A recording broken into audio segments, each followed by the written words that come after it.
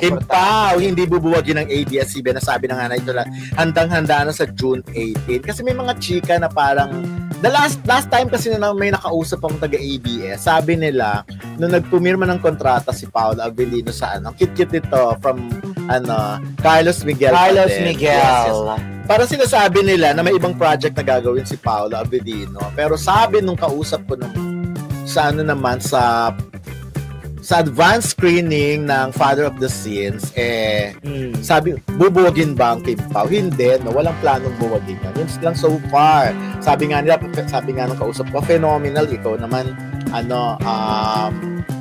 maiisip mo bang buwagin ang isang tandem na phenomenal yung term niya. So, ayun. Ikaw, anong side? Ako naman, ang dami excited sa June 18. Nagtanong na nga ako kung anong magaganap. Sabi niya, basta abangan mo. Pero may mga pahapyaw na siya. Pero yun na nga, bonggang-bongga daw. Okay. Okay, ako naman, hindi ako naniniwala talaga. Just my gosh, ang dami-daming fans ng Kim Pao. Paano ba siya bubuwagin, di ba?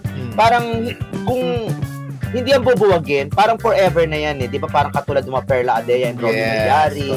Parang guess ako pa rin ko inabutan. Hindi ko kung ano mga project nila nung araw. Nakakaloka, di ba? Hindi totoo naman na marami pang kikitain kasi ang ABS-CBN, ang Star Cinema sa tandem na yan. Yes. So parang ang labo-labo na buwagin niya. Siguro kung meron man darating na panahon na sila ay gagawa ng pelikula, magkakahiwalay, babalik at babalik yan. Walang ibang pwedeng balikan. Kung there's no place like home, di ba? There's no love than the best love you can. Parang ano yun? Basta naisip ko lang. Ako naman dalawa lang lagi naisip ko pag ganyan. Strike while the iron is hot. Habang mainit ang Kim Pao, di ba strike lang, go nang go. And of course, isa pa yung hindi, pero ang saya-saya kasi ang saya-saya ng mga fans. Alam naman niya ng ABS-CBN na hindi talaga sila magtatangka at maraming mga nagtatanong sa akin bakit daw may ganitong issue na sinasabi daw na gusto daw makasama ni Gerald Anderson si Kim. Tapos may pagtatangka daw si Sian Lim na kausapin daw si Kim. Sabi ko parang hindi naman yata gagawin yun ni Sian Lim kasi katulad niya nung nakaraan lang, last week lang ang post niya. 'Di ba yung post niya kasama niya yung jowa niya, kala ko nga walas na 'di ba? Kasi hindi na sila nagkakasama, puro nanay, puro kung ano man ang ganap na pansarili ni Sian. Tapos naman si Gerald Anderson, 'di ba? Abalang-abala siya dun sa kanyang advocacy, tapos sa kanyang pelikula, teleserye. Meron silang ginawang pelikula ni Ann Curtis, hindi ko pa alam kung ipalalabas natin. Yung ganon, parang ang labo-labo. Ito muna yung teleserye. Wag niyo muna problemahin na merong mga pumapasok na mga puwersa like yung Gerald Anderson or yung Sian. Mag-concentrate muna kayo sa project ng Kim Pao. Oo. At kung ano man yung mga naka-line up na gagawin nila, yun lang, samantalahin na, di ba? Yun nga yung sinasabi ko, palabo kasi yung mga ganyan, yung habang pinag-uusapan pa, biglang bubuwagan. Siguro, nangyari yan in the past, pero at this point, sabi nung kausap ko, ano ba yun? Parang wala namang sense kung gagawin yun. Pero syempre, kung ikaw ba si Sian Lim, gugustuhin mo bang makasama uli ang ex mo like in a film or in a teleserye? Why not? Okay. Why not? Napakalaking artista naman ni Kim. Napakalaking artista. Pero syempre, magdadalawang isip ako, dapat ba o hindi? Ano ba magiging repercussion? Diba? Syempre, maraming tututol dyan. Diba? Ayoko rin naman mabas ulit.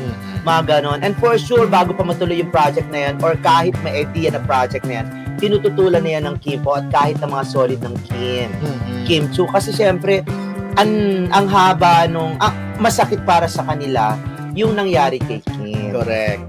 Ikaw ba? Hindi rin. Kung ako halimbawa, ikaw si Sian Lim. Kung ako si Sian, syempre gugustuhin ko for my career, di ba? Para sa advancement ng aking career. Syempre, lalo ngayon, lumaylay talaga ang career ko as Sian Lim, nawala talaga, hindi nga napag-uusapan. Buti na Sian Lim. Kaya, hindi na pag-uusapan, walang mga umuusbong na project. The last time na pag-usapan siya, yung issue pa sa kanila ni Luis, di ba?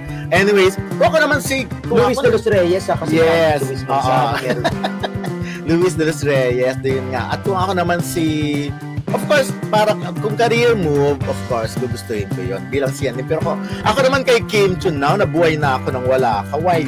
Bakit ko naman gustong balikan pa yung ganyan? Although hindi naman Bengadora, pero not at this point. Not at this point.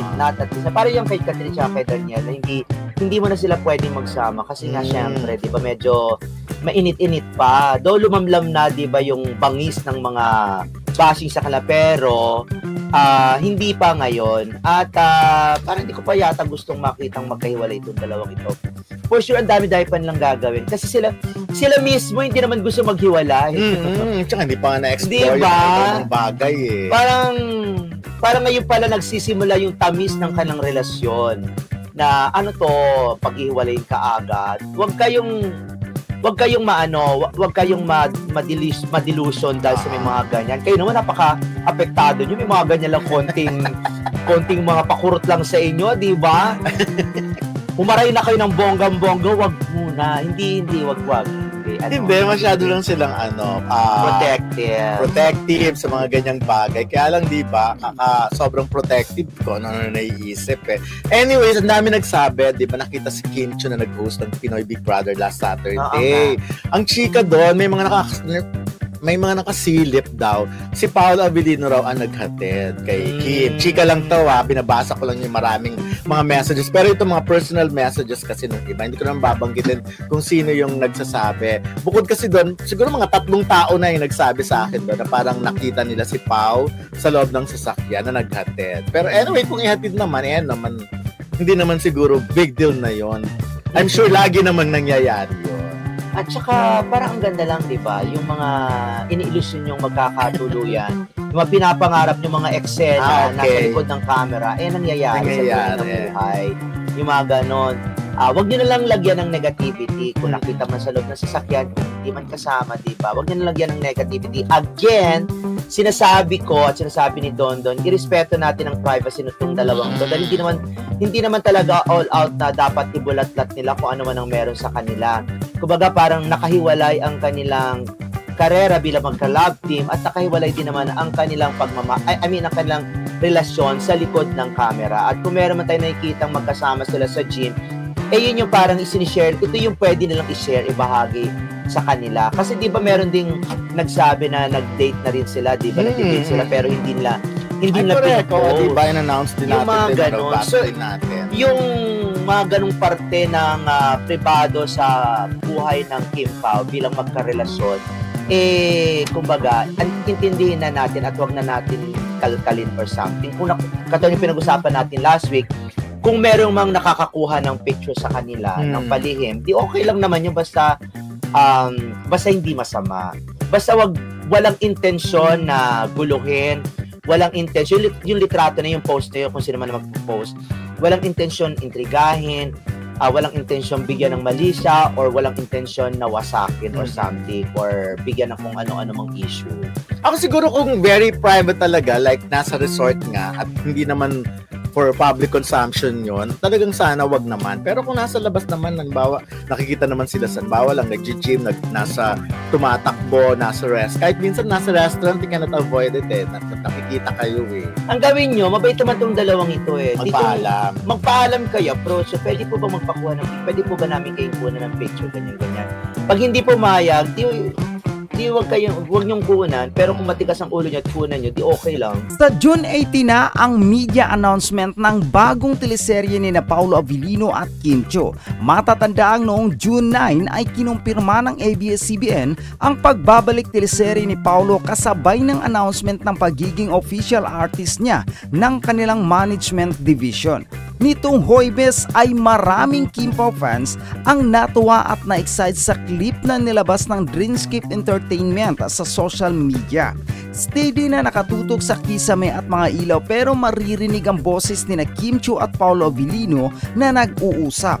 Kilig na kilig ang mga Kim Pao fans sa casual na pag-uusap ni Kim at Paolo kung saan tinatanong ng aktor ang una kung kailan ito gusto ilabas. Hindi naman nila sinabi kung ano ang gusto nilang ilabas, pero sumang-ayon ang aktres kay Paulo na ilabas na nila ito next week. Nagbigay naman si Paulo ng posibleng araw at napili nga nilang dalawa ang Miyerkules na tumapat nga sa June 18. May ilang fans ang natagalan dahil need pa nilang maghintay ng 1 week. Pero may ilang fans din na nag-wish na hindi lang project ang ilabas nila kundi pati na rin daw ang relasyon nilang dalawa. Handang-handa na ang tambalang Kim Chiu at Paulo Abilino para sa kanilang pinakabagong proyekto na ipapalabas sa darating na Miyerkules. Matapos ang ilang linggong paghihintay, opisyal nang ilalabas ng Dreamskip Entertainment ang kanilang bagong teleserye na tiyak na magbibigay kilig